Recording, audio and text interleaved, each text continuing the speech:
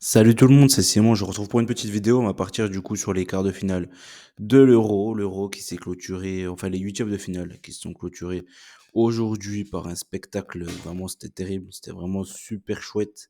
Euh, les deux matchs qui nous ont été proposés aujourd'hui entre l'Autriche et la Turquie et la Roumanie contre les Pays-Bas, même si clairement il y a eu un match à sens unique.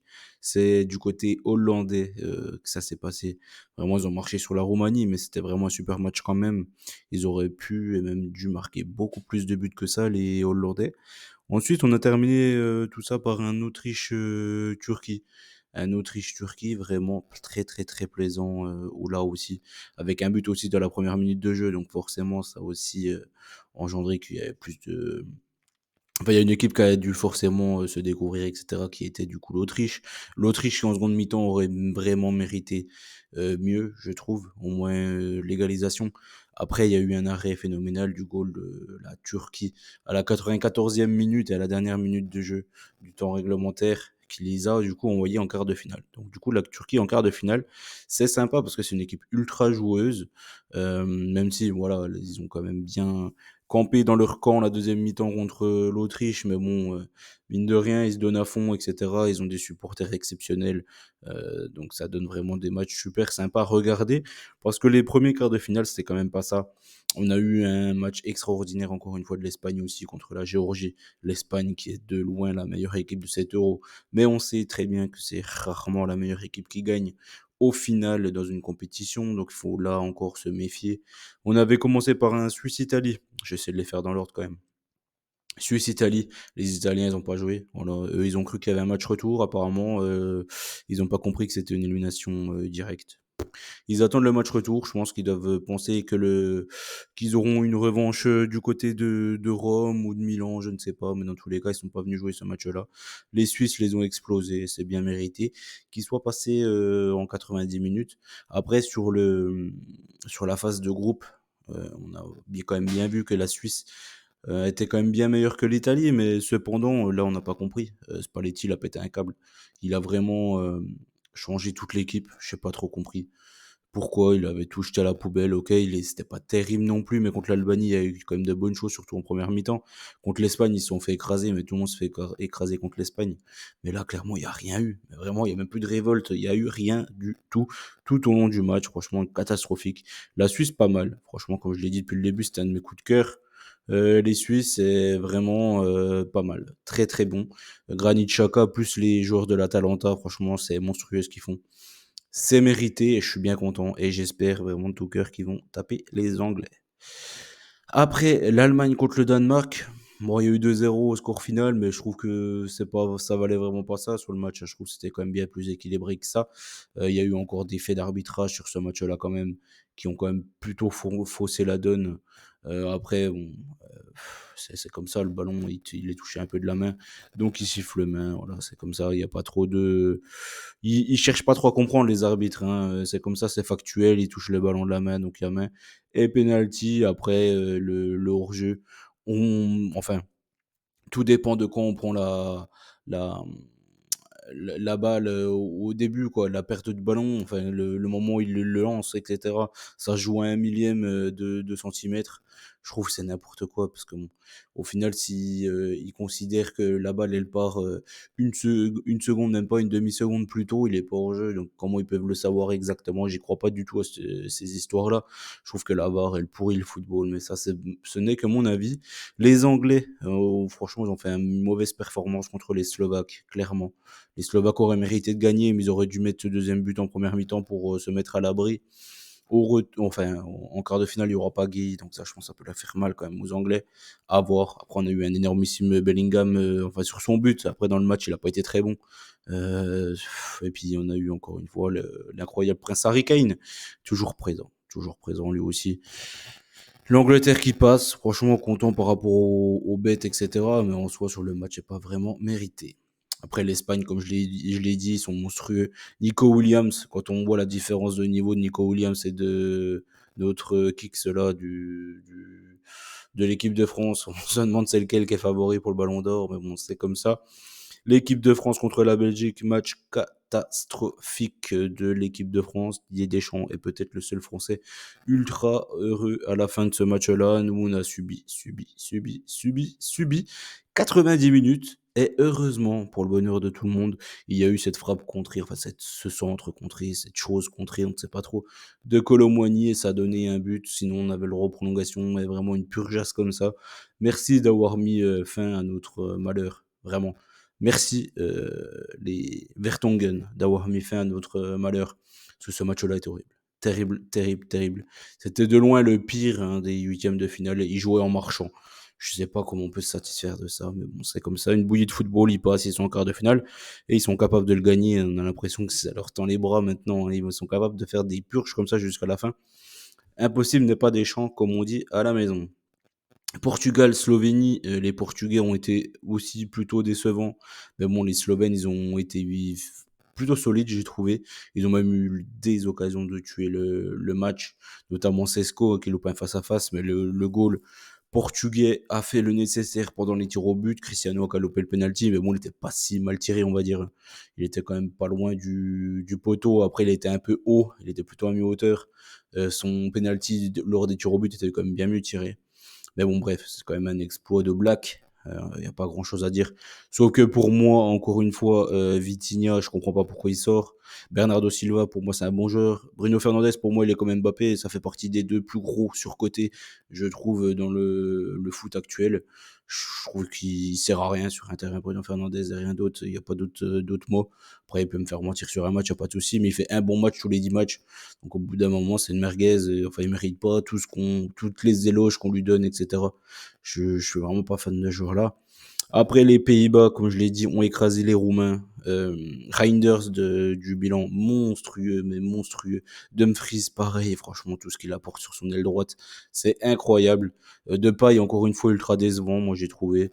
Xabi Simons, ok, il est entre les lignes, etc. Il a beaucoup embêté la Roumanie, mais je pense que tu aurais mis un mec avec les pieds un peu moins carrés. Ils en mettent 4, 5, 6 au moins des buts, les Pays-Bas.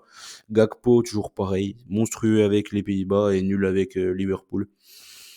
J'espère qu'il va percer avec le nouvel entraîneur l'an prochain. Il y a quand même lui, il y a Darwin Nunez aussi qui était pas bon avec Klopp. Donc il faudra voir ça l'année prochaine. Hein. Ils ont quand même des joueurs qui performent vraiment beaucoup avec leur sélection nationale. Peut-être qu'ils vont réussir à faire mieux. Enfin, ils peuvent pas faire pire, je pense. Avec Liverpool l'an prochain. Donc j'ai bien kiffé cette équipe des Pays-Bas, vraiment beaucoup. Et les Turcs avec un Arda Güler encore très très fort. Après voilà, c'est vraiment deux périodes différentes. Je trouve que la deuxième période, clairement les Autrichiens ils auraient dû à minima égaliser. Ils auraient mérité. Franchement, il était tellement bien ce match-là qu'on aurait kiffé voir des prolongues. Mais ça n'a pas été le cas. Bon, dommage. En tout cas, les Turcs qui passent, c'est très très bien par rapport au spectacle. On va avoir un match de dingo entre les Hollandais et les Turcs en quart de finale. C'est certainement le match qui va être peut-être le plus spectaculaire des quatre. J'imagine en tout cas. Allez hop, on part un petit pronostic des quarts de finale. Moi, ce que je vous invite à faire déjà, premièrement, c'est de pas trop jouer les résultats sur ces matchs-là. Prenez autre chose. Soit vous prenez des doubles chances, soit vous prenez des BTTS, soit vous prenez des overs, mais jouez pas les résultats sur ces matchs-là. Je pense il devrait y avoir au moins deux nuls, je pense, sur ces quatre matchs. Je pense. Après, j'en ai chopé deux, là, moi, là, comme ça, mais ils peuvent intervenir un peu sur tous les matchs. J'imagine qu'il devrait y avoir des prolongations et au moins une séance de tir au but lors de ces quatre matchs-là. Bon, Allemagne-Espagne pour commencer. L'Espagne, j'espère que ça va pas jouer une erreur d'arbitrage ou une connerie comme ça, ce match-là. J'ai envie de croire à l'Espagne, moi, personnellement. J'ai envie de croire à ce jeu. Je trouve que leur entrejeu entre Pedri, Rodri et Fabian Ruiz est magnifique, tout simplement. C'est ce qui se fait de mieux, clairement, lors de cet Euro-là. Devant Morata, mais il a un peu été décevant contre la Géorgie, mais bon, il fait le taf en général. Et sur les côtés, les deux petits génies, là, c'est quelque chose. Après, Lamine Yamal, moi, il m'a un peu déçu contre la Géorgie, parce qu'on a vraiment vu, et très très vite, qu'il avait vraiment envie de marquer son but. Il a été très très très individualiste sur pas mal d'occasions. Mais bon, en soi, on peut lui pardonner, quoi. Le match était plié, ils ont bien compris qu'ils étaient largement au-dessus de leur adversaire. Donc, dans tous les cas, ça serait passé. Il a voulu se faire un petit kiff. Malheureusement pour lui, c'est pas passé. Mais en tout cas, voilà. J'espère contre cette équipe allemande, ça va le faire. Après, attention contre-attaque. Moi, Le Normand, je suis pas vraiment très, très fan. Cucurella, je suis pas vraiment très, très fan. Il fait une super compétition, et cetera. Et d'un point de vue offensif, ils sont très forts, y a pas de souci. Mais d'un point de vue défensif, je trouve pas chez Agno. Ils ont Carvaral toujours présent. Lui, par contre, on peut compter dessus. Et les Allemands, ils m'ont fait une mauvaise impression contre les Danois, vraiment, encore une fois. Ils m'avaient déjà fait une mauvaise impression contre les Suisses. Et encore, le deuxième match était contre qui déjà, qu'ils étaient déjà pas bien bons. L'Écosse. L'Écosse, la Suisse et le quatrième. La Hongrie, déjà contre la Hongrie, ils ont eu énormément d'occasions. Ils n'avaient pas réussi à les convertir, mais dans tous les cas, c'était pas vraiment mérité. Ils avaient gagné 2-0, je crois de souvenir. C'était pas vraiment mérité, là encore. Donc je pars sur une victoire espagnole. Mais comme je l'ai dit, l'Allemagne à domicile, il y aura peut-être des faits de jeu contraires. Et j'ai peur que ça se termine comme ça, cette histoire-là. Et encore une fois, ne jouez pas les résultats lors de ces quarts de finale. France-Portugal, ah là là là là là, je pense qu'on l'aura la Purjas, la nouvelle Purjas, la 800 millième sur les 800 000 matchs de l'équipe de France de sous Didier Deschamps. Donc je pars sur un match nul et là je pense qu'on peut imaginer un 0-0 des familles, un match ignoble une nouvelle fois. Si les Portugais jouent comme contre les Slovènes, on y va tout droit. Après, le mois Pépé il m'a fait il m'a fait flipper quand même sur la fin de match. On l'a bien vu qu'ils ont fini carbo, ils ont joué 120 minutes. Si le coach il fait encore n'importe quoi, mettre Cristiano 120 minutes, Pépé 120 minutes, c'est pas possible. Pépé il a pas fait 120, mais il était allé jusque au moins je crois à la mi-temps des prolongations, je sais plus. Il avait fait une bonne cagade là où c'est que c'est quoi a failli marquer.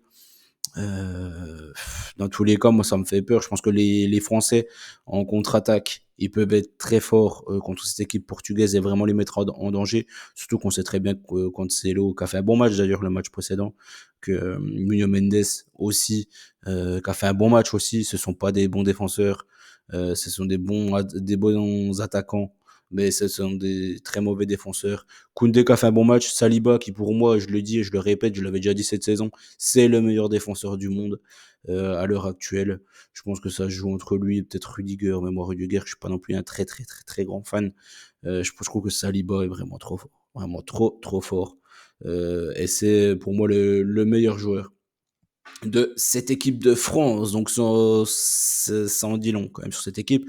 On l'a bien compris ce qu'il a voulu faire à Griezmann, il l'a mis ailier, ailier droit. Pourquoi? Pour bloquer les montées de Doku et aider Koundé dans le repli défensif. Voilà. Au bout d'un moment, il fait son équipe surtout en fonction de la défense et non de l'attaque. Hein. On a bien compris le système des chances, un système qui peut plaire, mais qui ne me plaît pas.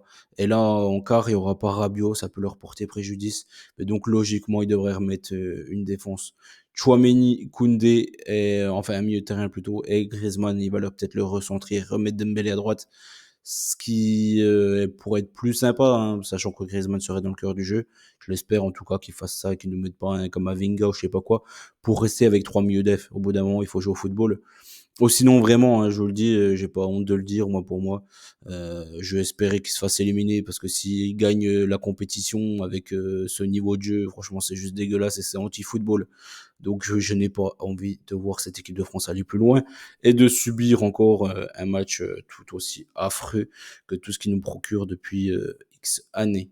Et Mbappé, je suis désolé, hein, franchement, c'est un joueur lambda et il nous le prouve encore une fois sur cette compétition. Franchement, il joue à contre-courant. Il se prend pour Neymar, mais bon, c'est le Neymar de Wish, hein, on va pas se leurrer.